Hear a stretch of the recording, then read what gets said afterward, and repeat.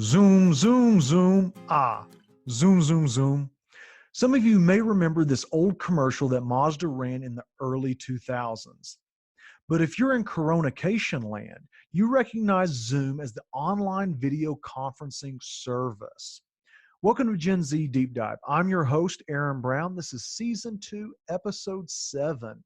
With telecommuting on the rise, Zoom video communications, or just Zoom, has been one of, if not the biggest winner of the COVID crisis.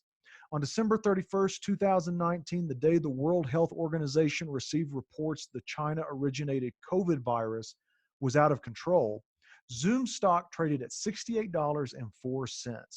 On March 23rd, 2020, Zoom stock was valued at $159.56. That's a 133% stock value increase in less than 90 days.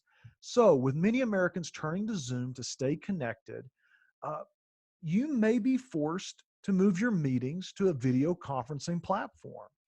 Here are some helpful tips for hosting a tech-savvy Zoom meeting. First, train your employees on how to use Zoom. Zoom has a funky launch sequence, so it's good your team familiarizes itself with the settings and how to navigate. One of the biggest challenges is the audio settings.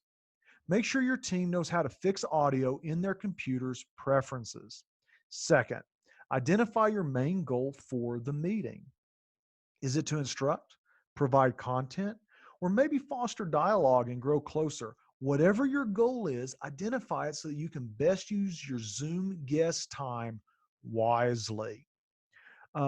If you're like me, being on a conference call with 50 of your closest friends feels claustrophobic.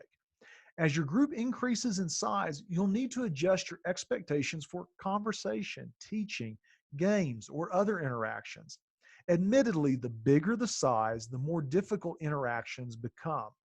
Next, if you are using Zoom to inform and drive content with your group, use the screen share feature to talk with people through visuals, like PowerPoint.